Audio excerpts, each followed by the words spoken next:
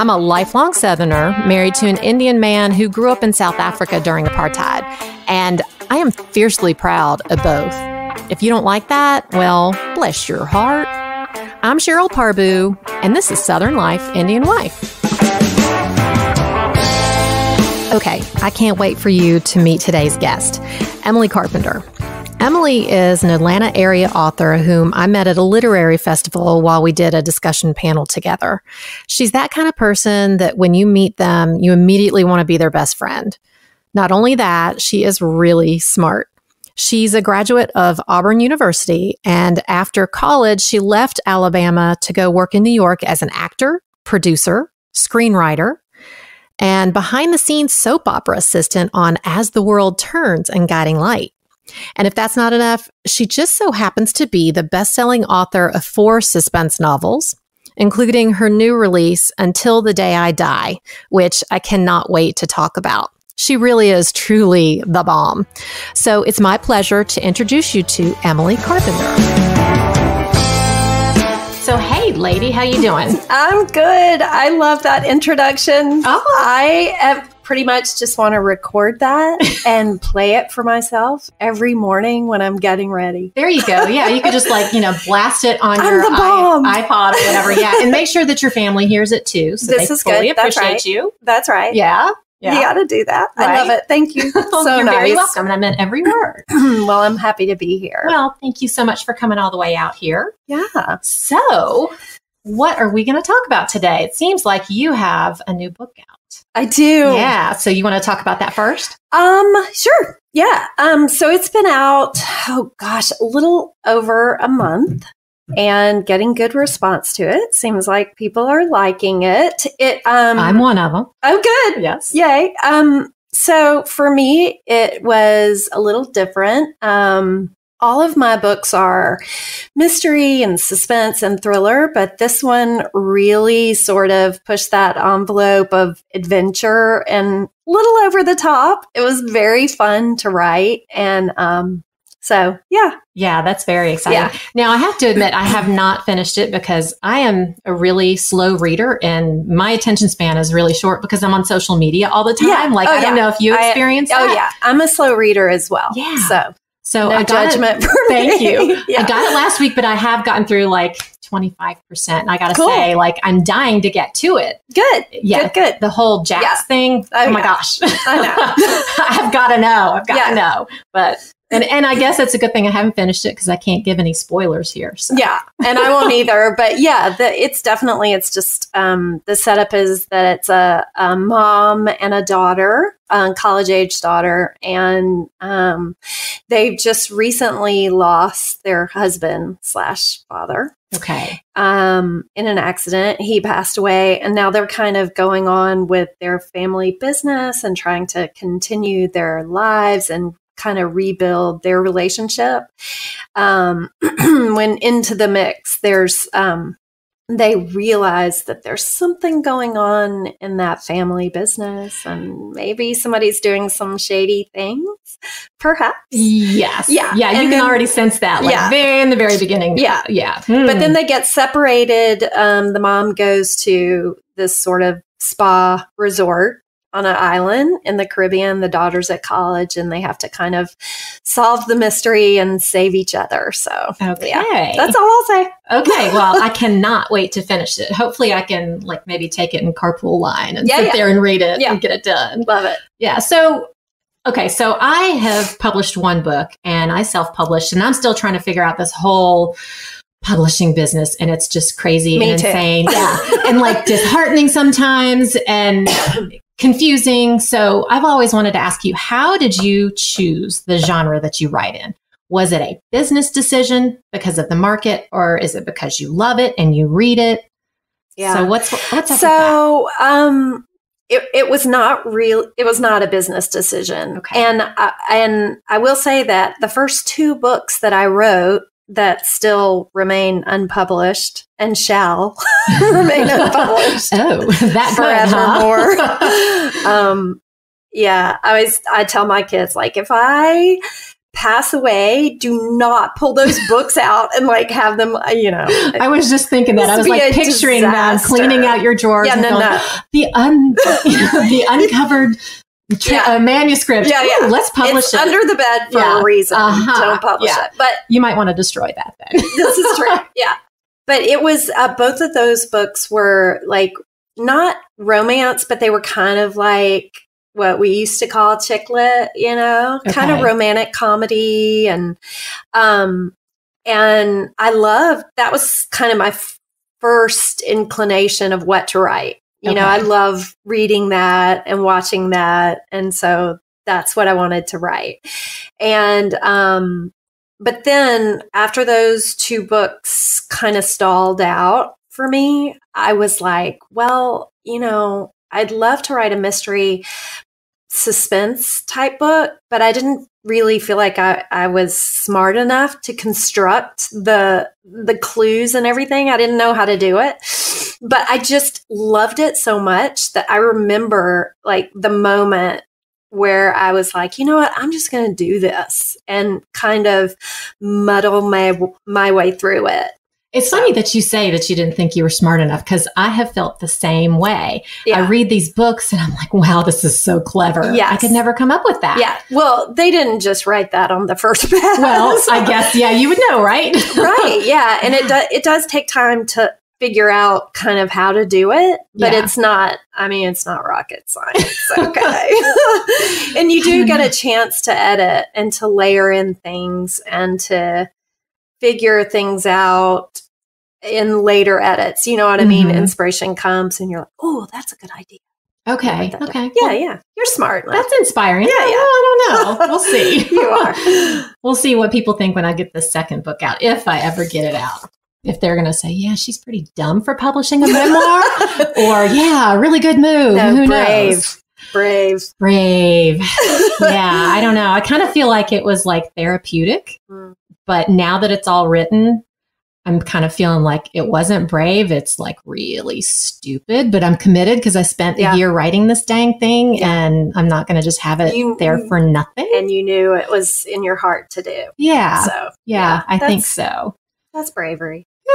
We'll see when I start getting hate mail and stuff. It's not bravery if you're not scared. Yeah, I guess you're right. Right? I guess you're just like, this is awesome. No, no worries. And you're just skipping along. That's not bravery.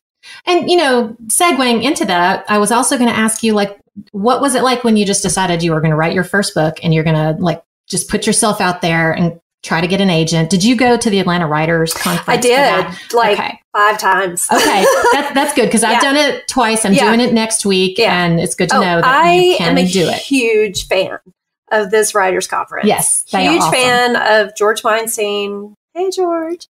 Hey. He is the guy that runs it brilliantly, I might add, and selflessly. Yeah, we just had lunch the other day, as a matter of fact. You did? Yes, he is an amazing He's great. Advocate For writers. Everything. And for the Atlanta writing community. And he's amazing. So this conference, you go and you pitch your book or get critiques. Yeah. I did many books, and like I said, I failed on some, but failure is what you learn from. Did you pitch the first books? I did. Okay. I did. And you just decided moving on to something else that I have a better chance with? Yeah. Okay. That I felt like I was done kind of pushing this. I mean, I got rejected by 162 agents on that first book. And you kept going. Now that's courage. I put that book away, though. I think at that point I was like, I don't really understand why this is not working, but I was getting some good feedback on my writing. Okay. Like they were saying, like, this is really well written, but I don't know where to place it, or just different things like that. So it wasn't like they just smacked you down and said, "Don't ever come back. This is awful." No. There were some, and I think if I had not gotten those little breadcrumbs of encouragement, I probably would have quit, because it's tough. It is. Yeah, it is. I think like the most disheartening thing for me, and you might have experienced this, is you'll get somebody that has some interest and they say, oh, send me the, the first 25 pages. And then they say, oh, I like that. Send me the next 50. Oh, I like that. Send me the whole thing. Oh, it's a killer. And then crickets. You never hear from them. Yeah. It's like, what? Why am I doing this? This is so frustrating. Yeah. It's like all waiting and like refreshing your email. And yes, it's agonizing. I have a lot of respect and just,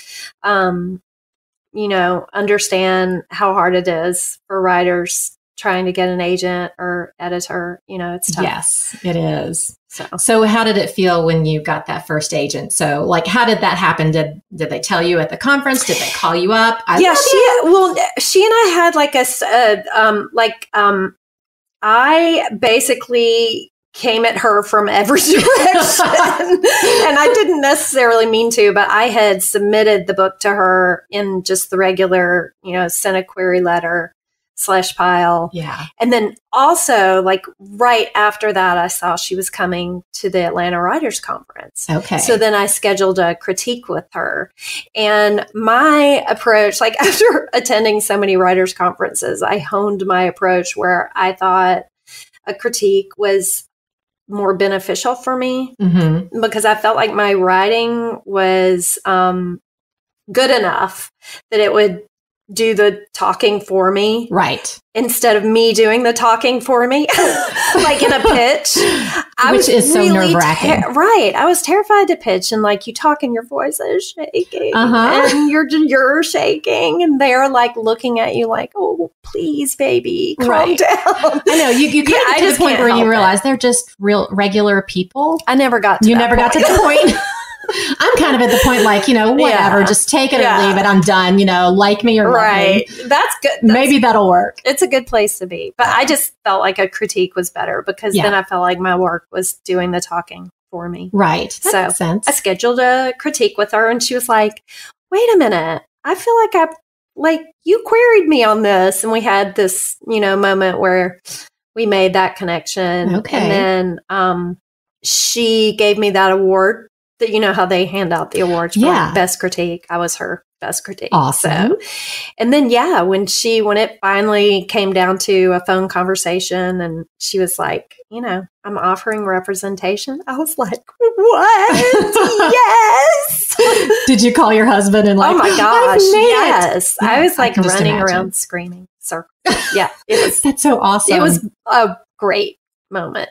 Too bad somebody didn't have a video camera that could have gone viral. Man, that would have been amazing. I had had that phone conversation with her in my car because it was the only private place I could get because there's like animals in my house and there were kids in my house and I used to work in a Starbucks and that was too loud. So I had it in the car. I do the same thing. I sit in Starbucks. I make myself go there like 4 hours a day. Good for you. Isn't it weird though that like all that sound you can write with, but I don't know about you. I come home and it's silent. I can't think. Yeah, me either.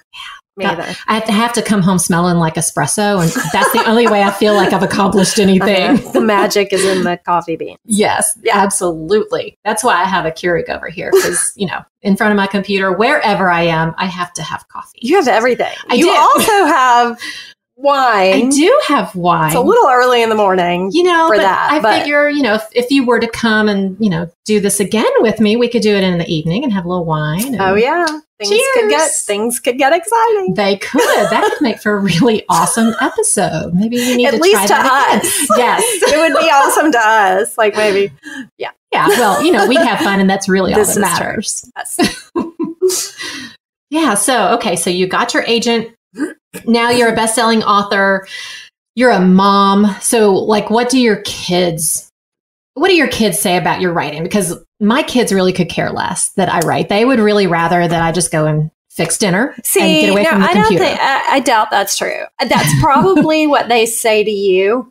But I would almost guarantee that like when your back is turned, they're saying something else and that they're very proud of you. Well, let's hope so. I think so. I mean, I will say that's kind of been the thing with my kids. They've all been very supportive and very supportive through the process of me finding an agent and being published. And I let them in on that because I did have have so much failure in the beginning. And to me, one of the best things we can teach our kids is resiliency. Yes. And just how to get back up again and try again and don't give up. And that's what this world is all about. Right. And so I was very purposeful about telling them what I was doing and when I failed and when I had successes as well. But they're just, like I said, a lot of failure on the front end. So I think they saw that, and I kept bringing it back to them like, you guys, this is what life is. Yeah. And so I do think they were super proud and excited when I did sell my first book. You know, now they're kind of like, yay, Mom. We know you're an overachiever. Yeah. And you know, sometimes I've caught them saying things to their friends, or like, oh, I told my teacher that you write books or whatever, you know. So I think there's, you know. Yeah, they are proud. They're proud of me. That's good. Now, do they read your books? Well, my older son does. My oldest son reads them, and he's so cute. He's like, he will buy them. Will he really? He pays money for them. Oh, yeah. He's a huge supporter of bookstores and books, and voracious reader.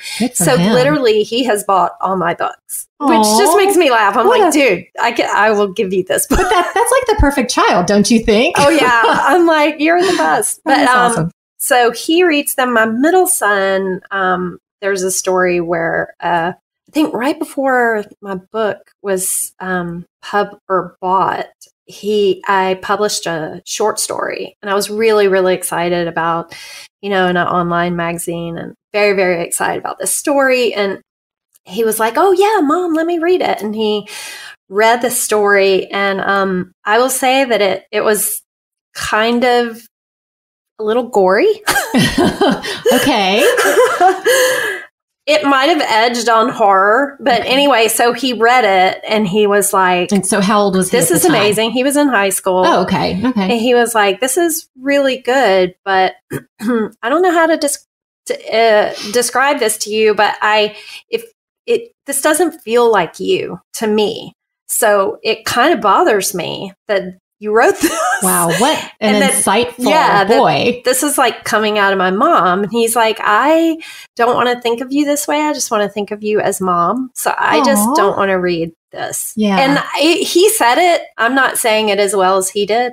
It was very thoughtful and did not like hurt my feelings at all. I was like, oh my God, I totally get that. Right. It's fine. Oh, so, what a sweet boy. Yeah. He was like, Mom, this is messed up. Yeah. My kids have said my writing is a little messed up too. They haven't read The Unexpected Daughter, but their friends all have. And their friends all said there's a couple of really great sex scenes in there, which it's not that bad. It's really not that bad. But PG. I guess... Huh? PG. Oh, yeah, definitely PG. But I guess when you're looking at somebody's mom who's written, you know, a scene in an elevator where somebody's, you know, hooking up. Well, now that's PG-13. Well, yeah. Okay. Yeah. PG-13. But, you know, no gory details. But my daughter was like, I do not want to know that my mother has ever thought about this kind of stuff. Right. Can't do it. Exactly. So, same thing. Like, they just don't want to think of you in that way. Right. You know, and they don't want to think of me in a way of like, murdery stuff either. Yeah. It's just weird. He might, you know, wake up in the middle of the night and be wondering, is Mommy going to be standing by my bed? I know. My husband always said that. He was like, I am. Like when he first started reading my books, he was like, I'm seriously scared to sleep next to you. Like, where does this all come from? It's kind of like being married to Stephen King. Yes. What does his wife think about that? Does she wake up in the middle of the night? No, that woman critiques him. She's like, you need to write this better and more murdery. That's true. I need more murder, Stephen. Well, that's what sells, you know? Yeah. That's funny. What's going on with the new book? Are you going to be going on tour? Are you doing a lot of events? It's kind of an informal tour. It's not like there's... You know, I don't have like, it's not like a concert. It's not like Beyonce's concert tour. That would be pretty exciting, though. I know. It would be. We're working towards that. Yeah. What if you start dressing like that for every event? Listen, she's amazing. I just watched Homecoming the other day and I was like, holy cow, that woman. Wow. She is just Okay. Something special. But anyway, yeah. So I'm going to bookstores. There's I have an event at Foxtail in Woodstock. Okay. My favorite bookstore. Oh, they're so good. Yes. Really, really appreciate and love them. Yes. May 11th. Okay. Saturday with E.C. Diskin. Okay. Another suspense writer. She's fantastic. Awesome. Yeah. And doing some book clubs. I've been to South Carolina. I had an event. It's all blurring.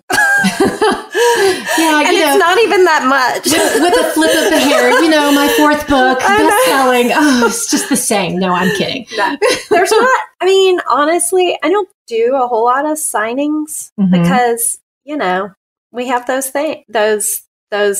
signings, all of us do, where there's like 3 people. Yes. I mean, that's just the reality. Right. Yeah. I don't think it matters who you are or, unless you're Stephen King, but it happens. Yeah. And, so I prefer to do group things like with other groups or like panels at book festivals. Right. Or, but just that like just me at a signing. Yikes. It's nerve-wracking. Yeah. Yeah. A friend of mine, Deborah Mantella, do you know who she is? Yeah. My Sweet Vidalia. We planned sort of a little getaway trip and a signing somewhere at a bookstore in Florida. Yeah. And it was so much fun planning it and going down there. Not a single person showed up to the event because it was on the day of that march. I think it was because there was a school shooting. And so it was a march protesting weapons. Right.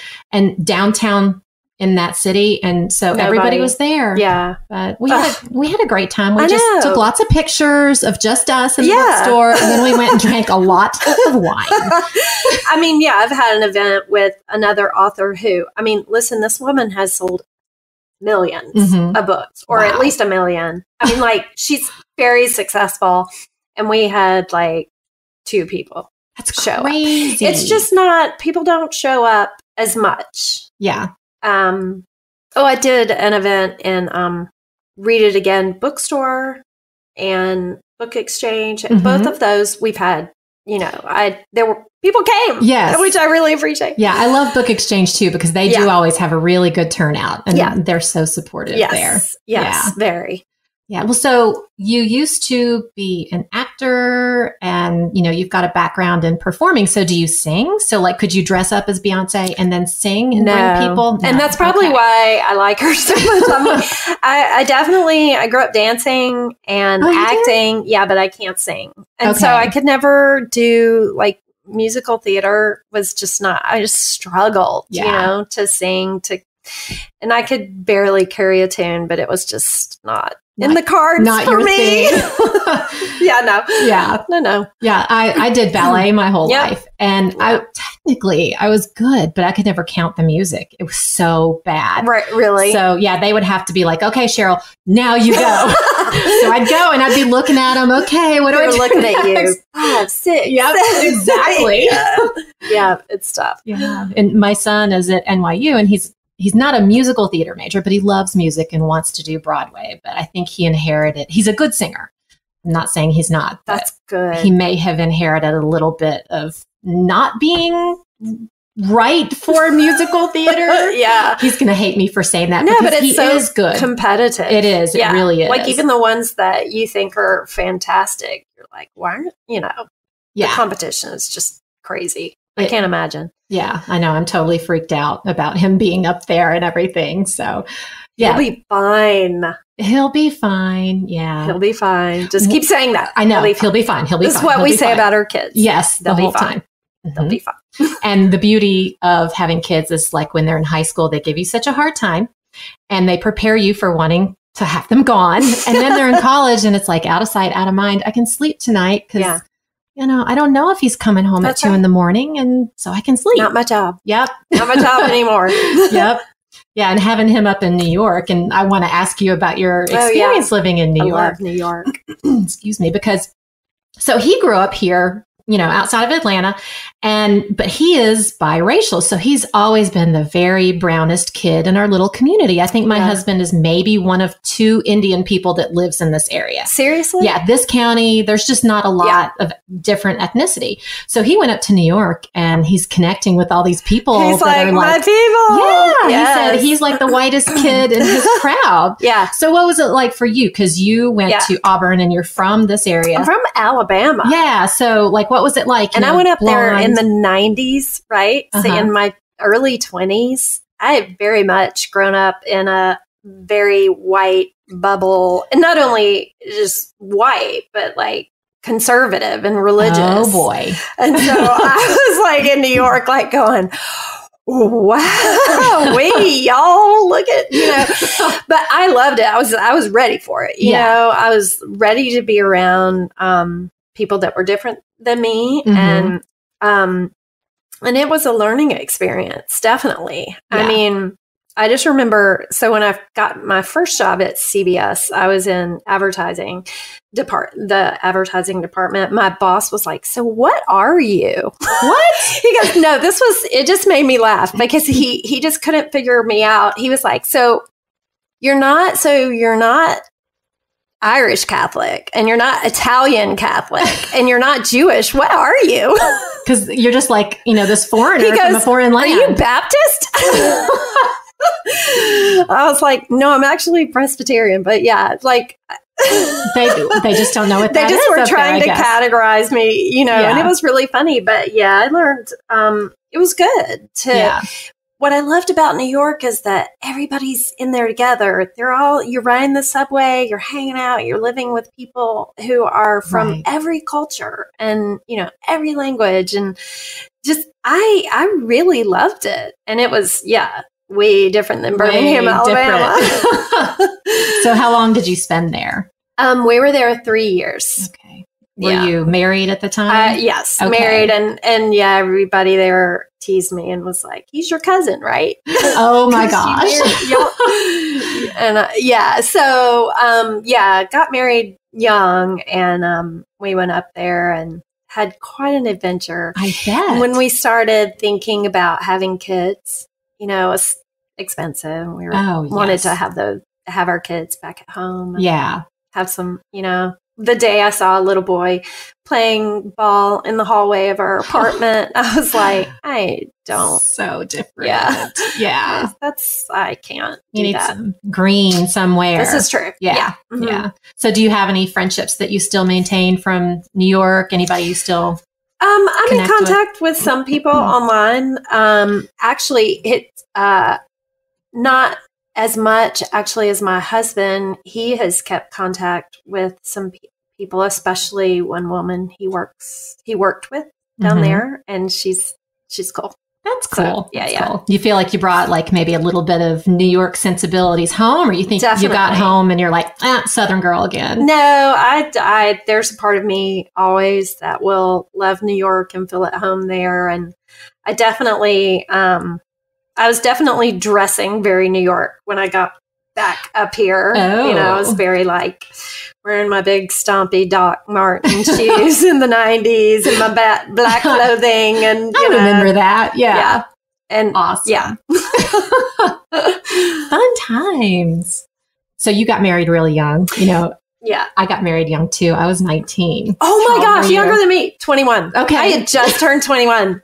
That is very young. Yes, very young. Yes. And we lasted 24 years and then we got divorced. And then lasted 2 years and then got remarried. I did not know that about you. Is that in your memoir? It is in the memoir. That's kind of the reason that I wrote the memoir. That is amazing. Yeah. But, when I meet somebody that's been married, a long time, like you. 30, we're 30 years. That's amazing. So that's a true love story. Yes. So you got any juicy stories about when you met him? I want to say that I always say we, my husband's been married to like 5 different women, but they're all me. Yes, right? I love that. Yeah. How, bless his heart. It ain't easy. I know it. I know and because we got married so young and I I was like really unformed Mm-hmm. in what I thought about things. And so I was still growing up. Yeah. So that just, that's not, I can relate to that. Yeah. And it's funny, like you were still growing up. Yeah. And so, I mean, I feel really proud of us. And because, we've been through things, right? Right. 30 years. That amount of time, that's a lot of things. But now we just look at each other and we're like, we're too tired to get divorced. Like, just, it's all good. Yeah.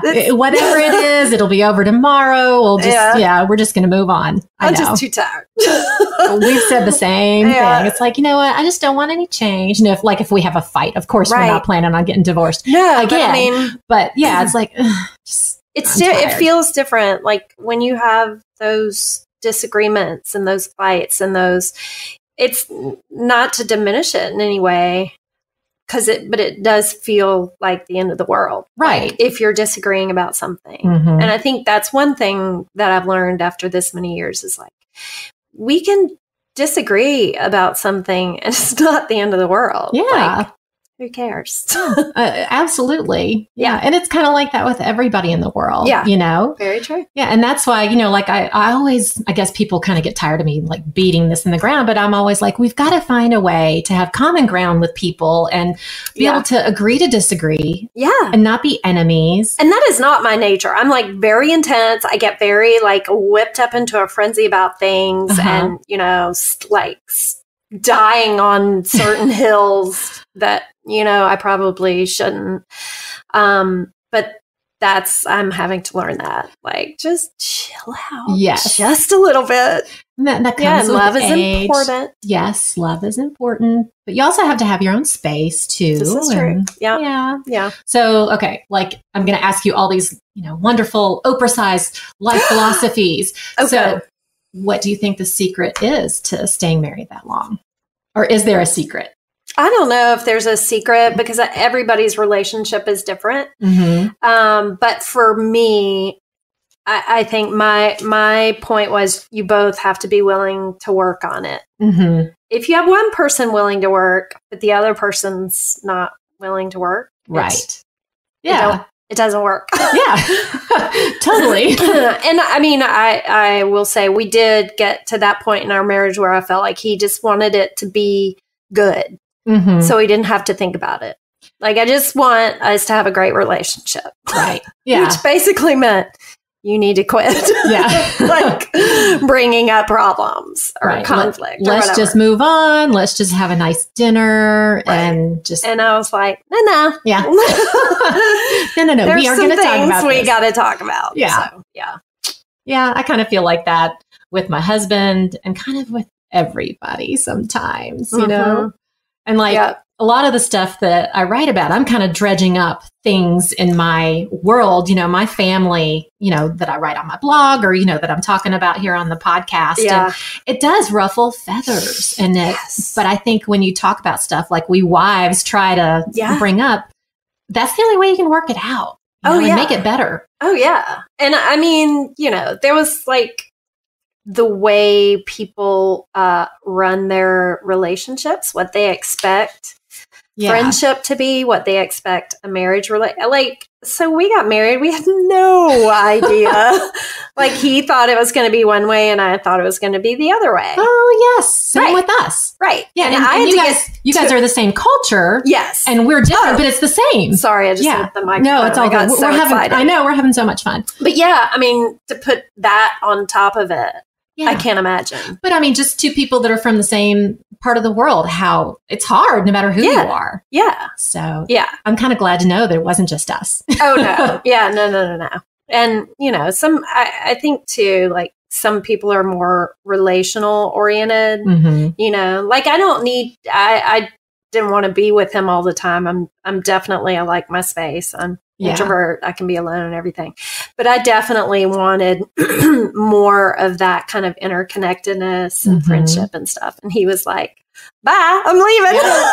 I'm a man. I'm going to work. I'm going to do my thing. Yeah. So we had to get through that for sure. I think that's definitely a man-woman thing across cultures. Probably. Did you ever read that book, Men Are From Mars, Women Are From Venus? Mm-hmm. Totally. I even now to this day say, honey, come home, go into your cave. Yes. When you're done doing your man thing, then you can come out of your cave and talk to me. And then you better be ready to talk to me. Yeah. Though. Yes. And I don't even talk that much. Like I'm more of the cave person. Are you? And I don't have a lot of words in me. Well, because you get them all out on the page, right? I do podcasts. That's right. No, and then you can play it over and over again for him when he wants to hear you talk. Honey, just listen to this. No, but sometimes he'll come home having like encountered a person who is very talkative. Uh-huh. And I'm like, you love me, don't you, babe? Because I don't talk that much. That's what you could have had to live with, dear. So be thankful. That's right. So do you think that you get your thoughts out more onto the page and write because you need that? I do. So it's easier for you to express yourself sort of in front of the computer by yourself. Yeah, totally. And I've had a friend of mine say, "Oh, please blog and write write essays, write a nonfiction book about your thoughts and feelings about different things." And I'm like, you will learn more about me reading my fiction. Oh, because you're kind of scary and you might really stand beside the bed of your family members in the middle of the night. Not that part. But no, a lot of my feelings about things creep into my characters' feelings about things and the things that they're struggling with and that they deal with. And yeah, I was kind of wondering about that when I was reading about Erin, your character in your most recent book. And I'm thinking, okay, I can relate to her because that would be me if I had lost my husband completely. Right. And so that there must be some part of you in there. I mean, you have to. Just imagining. Well, I mean, so this is where I feel like being an actor helps me when I write. I almost like when I write the character, I'm getting into character and I'm thinking what it feels like to be them and to be in their shoes and what they would do. And I mean, I don't always write me, but I try to get into who they are and be authentic about their reactions to what's happening. It's so fun though. Yes, it is, but so hard. Yeah, and it is hard and you miss things and that's what editors are for. Right. Thank goodness for editors. Yeah. So. But I think all writers, we put a little bit of ourselves into everybody because there's so much that's universal. Yes. Yeah. So all the ugly stuff even that we put into our characters, I think, there's still a little bit of that. I mean, I put like attitudes, like judgmental attitudes, and not that they're right, but like we all have, we just have stinky parts of our personalities that we'd like to hide from the world. But the truth is, you're writing a character. That's what makes them real. Is their flaws. So maybe some of my flaws have come out. Well, I guess that's good for your husband because you just get it out there and then you don't have to talk about it or bother with it, right? Right. So perfect. Okay, so totally off the topic of writing. Game of Thrones. Are you a Game of Thrones watcher? I am. And, honestly, I'm so here's what I did. I watched the first 2.5 seasons and it was so wonderful and so dense and so emotionally kind of all encompassing. And I was also writing a book. I can't remember which one. At the same time, I was like, I can't do both of these. Like I literally couldn't hold all the characters in my book and all the characters in Game of Thrones in my head at the same time. And all those emotions and intensity. And I just wanted to binge Game of Thrones like all the time. Yes. And I was like, I got to put this down and write. So I quit watching. I'm also like torture. I don't do torture on the page or on the screen. It just, Yeah, that one season with Ramsey. Yeah, no. Yeah, I couldn't do that. And I, just like good old murder. Yeah, that's cool. But like torture, just, right. So I was like, all right, I'm going to step away from this. And then my husband and my boys were very into it and were binging and, watching the season. So I kind of heard what was going on. Mm-hmm.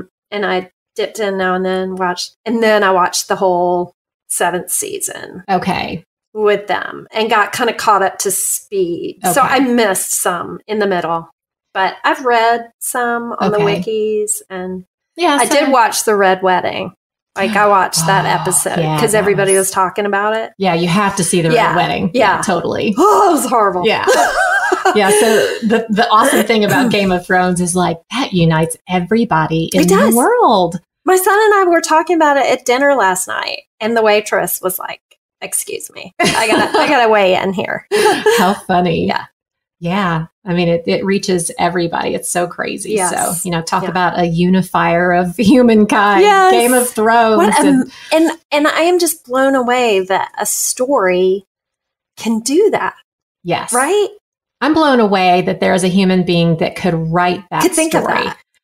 I want to be him. Yes. He's amazing. Yes. And not only that, but that these two guys, I know one of them is David Benioff, I guess. I don't know their names, but anyway, the showrunners, the guys, the creators of the show. And that they've taken the story and completed it, I guess, with Martin's blessing. Oh, okay. Right? So that's not he hasn't written the last book. Everybody's waiting on him to write the last book. So they went ahead, they got ahead of where the books are. Anyway, so it's crazy. What's going to happen? Is he going to write the last book? Or is it done because nobody of the knows? episodes? No, he's planning on writing it, but he just keeps not doing it. Okay.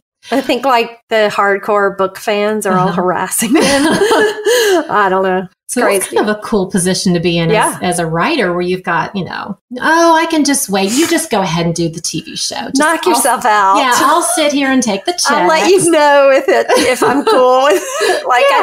I don't know. I think he was on board with how but yeah. That would be cool. Well, maybe that'll happen to you with your suspense books. That's not what I write, but man, that could totally happen to you. Oh, I'd love it. Yeah. Okay. So anybody out there that's listening, come on, this is what she's wanting. She's open. Movie and TV people. Yep. You never know who's listening.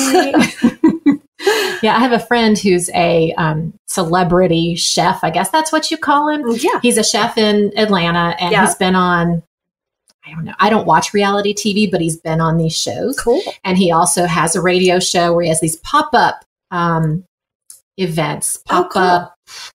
Gosh, I wish I knew the correct term. But anyway, they just pop up and they make a bunch of really delicious food, which he's awesome at. And the radio show is from there. And he said that Food Network discovered him from that. It was just like a podcast like this, and he got a pilot on Food Network. Oh my gosh. So anybody that's listening, Emily Carpenter. Please contact my agent. So who knows? Maybe that'll happen. I would love it. Yeah. Okay. So what's next for you? You've got this book out. You're writing another one. I am. I'm working on another book. I will leave you and go straight home to edit. Oh, so you're that far? I'm like second draft. Wow. So how many drafts do you usually go through? I mean, I lose count, like 10 maybe. Wow. Yeah. Wow. Yeah. I mean, excuse me. I don't, I write my first draft really quickly. Mm-hmm. I don't outline a whole lot. I do a very rudimentary outline. Okay. So the first draft is very messy. Okay. Yeah. Okay. It needs a lot of tinkering. Gotcha. But you outline, how it's going to end? Yeah, for sure. Okay. And so you're just doing like plot points in the middle to get there? Yep. Okay. Yep. However, like with this book, I ended it a certain way and changed my mind. Didn't like it. Okay. Didn't feel like it was working. Mm-hmm. So I changed it a little bit. Wow. Yeah. So how long does it take for you to write one book? all of those revisions? A year. A year. Okay. Or a little less, like 9 months to a year. Wow. Okay. About, yeah. I am not worthy. I'm not worthy. I cannot do that. I know there's, that we all have our different speeds. I mean, some authors out there are writing, 3 books a year. Yes. I don't know how that's possible. No, I don't either. But I could maybe do 2. Mm-hmm. I'd have to get a little more disciplined. Yeah. How many hours a day do you write? Because I lose attention span. I'll sit for a few hours and I'm like, let me go. Oh yeah, me look too. At the squirrels, No, I can't sit for hours and hours. Yeah. And I really am. I'm like a 30 to 45 minutes before I have to get up and like go do something. Okay. Go like, either look at Twitter, or go for a walk, or seriously, or like take my dog out or something. I don't sit still for hours and hours. Yeah. Do you feel like when you take a break for Twitter, I can't talk, Twitter or Facebook, that you kind of get sucked into a rabbit hole? Not anymore. No? I mean, no, not really. You're pretty active. You're good about being on there all the time. So. Yeah. I mean, probably a long time ago, it was more that way. Now I'm kind of tired of it a little bit. Social media is like, we've all gotten to that point where we're like over it a little bit. And for us, it's just more about business. Yeah, yeah. And it used to be fun. Let me post videos of my little boy doing, a dance or whatever. And, we can't do that anymore. No. And it's just less interesting, I guess. It's not the shiny new thing that it used to be. So it doesn't, I guess. I mean, no offense. No, social media is great. Follow us on social media. And I mean, I go through times where I'm like, I think I found something funny and I'm, whatever. But yeah, cute little memes and pictures and stuff like that. I do. I mean, I sense that's kind of in the larger ethos, right? Mm-hmm. That everybody's feeling perhaps a little over it. Yes, I think so. For various reasons. Yes. But, I kind of wonder what it's going to be like for our kids. Because like we've always, we grew up connecting with people face to face. Yes. And even now, like me sitting here face to face with you, it's awesome because we're having a real conversation. It is. Agreed. But, when it's remote or you're chatting with somebody on Facebook, it's just different. And even though we're getting tired of it, our kids are in that world, that universe. What's weird is that I feel like my kids are tired of it. Really? Yeah. And I feel like they tired of it before I did. And my middle son, I guess, never really liked it that much. And it's kind of been in and out. But I just feel like it is part of their life. Mm-hmm. It's like a baked in part of their life. Right. And for better or worse, I guess. I just think it's no big deal to them. Right. So it won't be as much of a stress as it is to us. Exactly. Yeah, because I don't know about you. Like there are times when, maybe I'm already kind of down in the dumps or whatever, but I'll be scrolling through Facebook. And I think there have been studies about this. You see everybody's perfect life. Right. Oh, this is so wonderful. And I'm going, oh, man, my day is sucking now. I feel bad about this. So I have to put it away. Right. I always did, like on a personal level, I will say, I always did feel like I understood that people were posting the good stuff and not the bad stuff, which is fine. I mean, nobody, Yeah, I'm not going to put what I look like up there after drinking 3 vodka martinis the night before. This is not, nobody cares about that, right? No.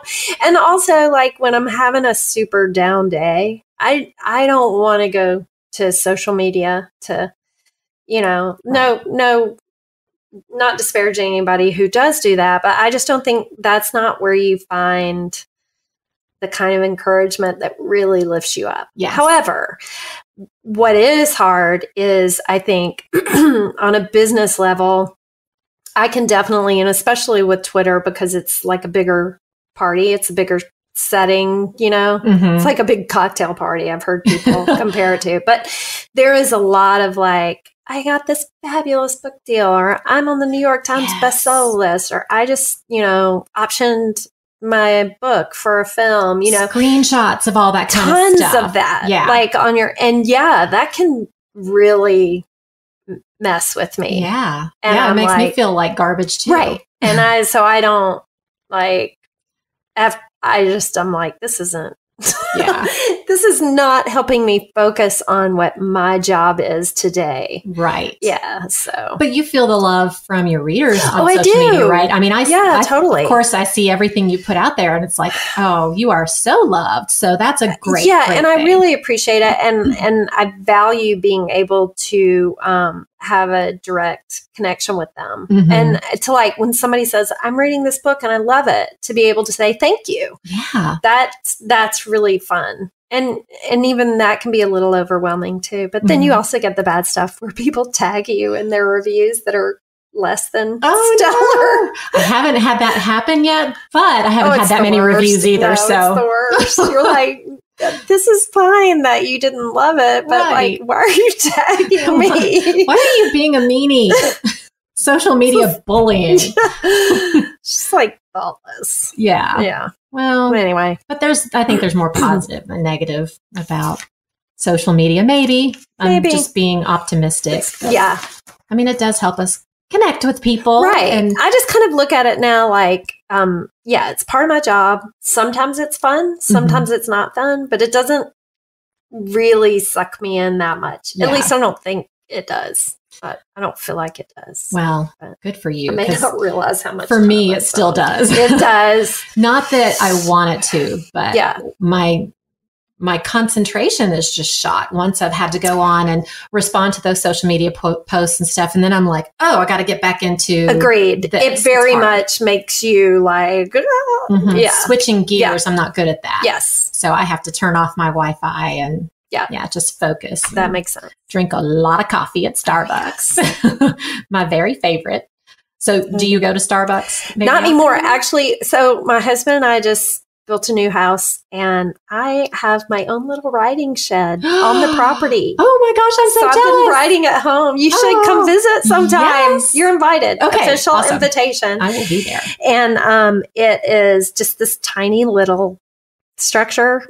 It has a tiny little kitchen and a bathroom. Oh my gosh, I'm so jealous. So you really can go there and you're independent, autonomous, don't need anybody for nothing for a while. Yeah. Yeah. And I have a little TV in there with like the barest minimum cable, but there is Netflix on there. Awesome. And sometimes I'll let movies play that maybe wouldn't distract me. I like noise, like you said, like the noise of background. So maybe that's like going back to, having a lot of little kids in the house and stuff like that, like having to focus on your life while that's going on. Yeah. Who knows? Yeah. It's a mom superpower, maybe. Yeah. You got to do what you got to do. Yes. Yes. Well, I have really enjoyed talking with you today. Oh my gosh. Me too. Thank you for having me. I love we're here, like you said, like looking at each other and talking, and that's so fun. Yes, it is so fun. So we need to do more of that. Yeah. Definitely. Well, okay. I'll be out at your she shed. Come by the she shed. We'll talk. Will do. Yeah. Thank you. Thank you.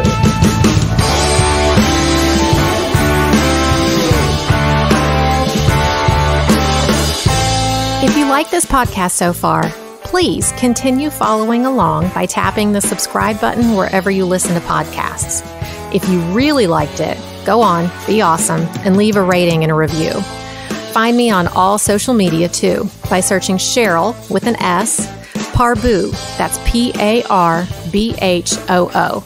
Thanks for listening to Southern Life, Indian Wife.